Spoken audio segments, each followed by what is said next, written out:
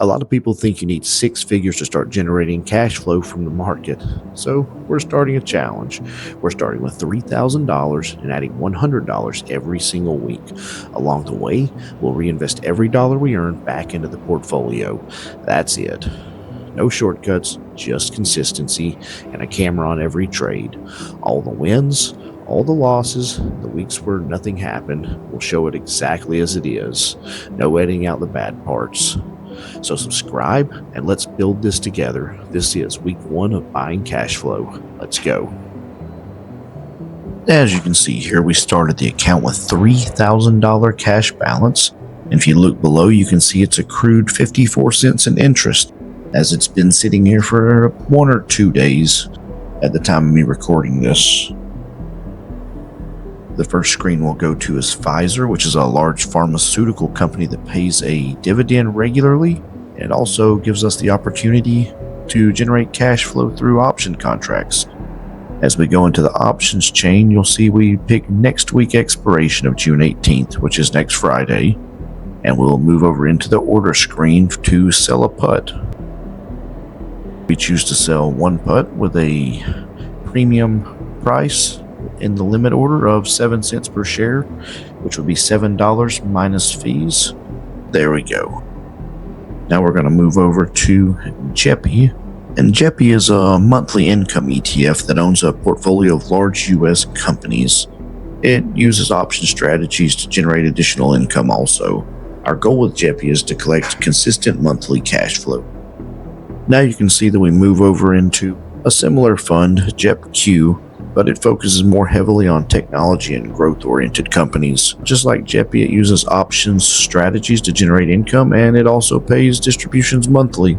Now you can see that we've moved over to SGOV, which is a Treasury ETF that invests in short-term U.S. government securities. We're gonna use it as a more stable investment. It also pays a monthly distribution. It's a little lower return than JEPI or JEPQ, but it's also more stable. As always, we're going to go back to the portfolio's homepage so that you can see all of the positions that we've entered today. You'll see the put contract that we sold on Pfizer, and also that we split our remaining cash into somewhat of a base layer of monthly distribution ETFs or funds, as you might call them, of JEPI, JEPQ, and SGOV.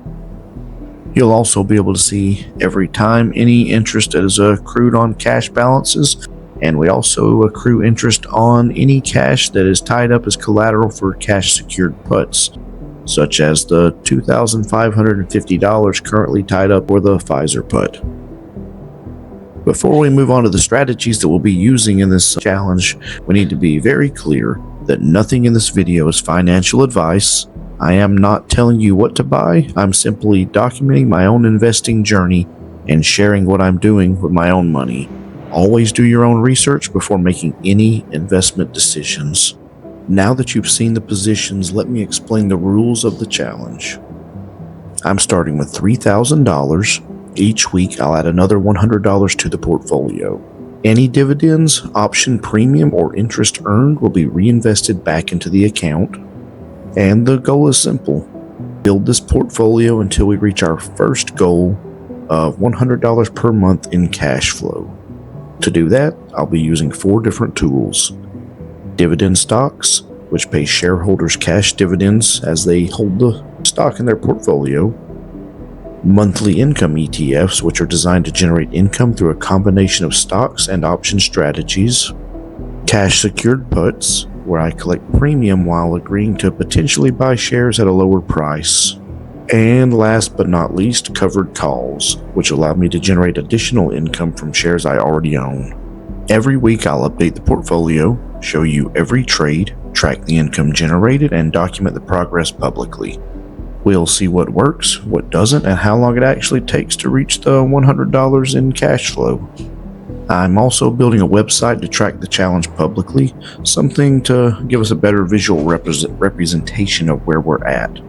It's not completely finished yet, but it will show the current portfolio, monthly cash flow, progress toward the goal, and every update along the way. By the time you're watching this in the future, the tracker should be fully operational. You can find the link in the description below.